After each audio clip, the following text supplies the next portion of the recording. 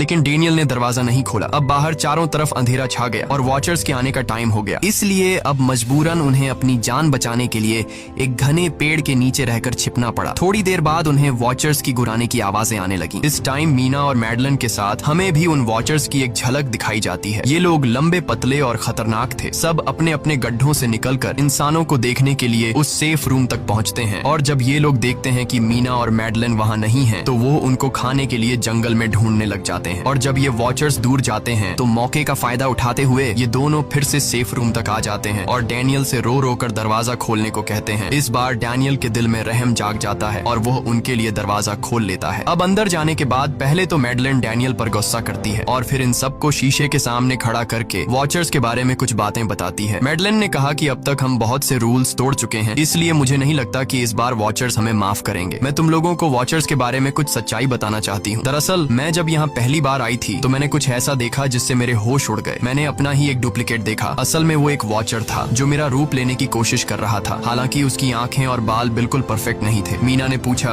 कि आखिर ये वॉचर्स हैं क्या चीज, जिस पर मैडलन ने जवाब दिया कि ये सारे क्रीचर्स फेरीज हैं जो किसी जमाने में इंसानों के साथ मिलकर रहते थे। फेरीज पंखों वाले एक जादुई जीव थे, लेकिन वक्त गुजरने के साथ इंसानों को फेरीज की शक्तियों से डर लगने लगा। इसीलिए इंसानों ने फेरीज को खत्म करने का सोचा। इंसानों की तादाद ज्यादा थी, इसलिए फेरीज इंसानों का मुकाबला नहीं कर पाए। इंसानों ने इन फेरीज को जंगल में एक बहुत बड़े गड्ढे के अंदर कैद कर लिया और उन्हें श्राप से हमेशा हमेशा के लिए इस गड्ढे में बंद कर दिया। उसके बाद फेरीज कई 100 सालों तक उस गड्ढे में कैद रहे, लेकिन फिर वक्त के साथ उन्होंने जमीन के अंदर खुदाई करके निकलने के रास्ते बना लिए। आज वही फेरीज वॉचर्स के रूप में गड्ढों से निकलकर हमारे सामने आते हैं। हालांकि कई 100 सालों तक जमीन के अंदर रहने की वजह से उन्होंने अपने पंख और जादुई शक्तियां खो दी और साथ ही उन्हें सूरज की रोशनी से तकलीफ होने लगी, लेकिन अब भी उनमें रूप बदलने की शक्ति है। इस पर डैनियल ने मैडलन से पूछा कि ये वॉचर्स हमसे क्या चाहते हैं और ये हर रात हमें देखते क्यों हैं, जिस पर मैडलन ने बताया कि ये वॉचर्स एक बार फिर से जंगल से निकलकर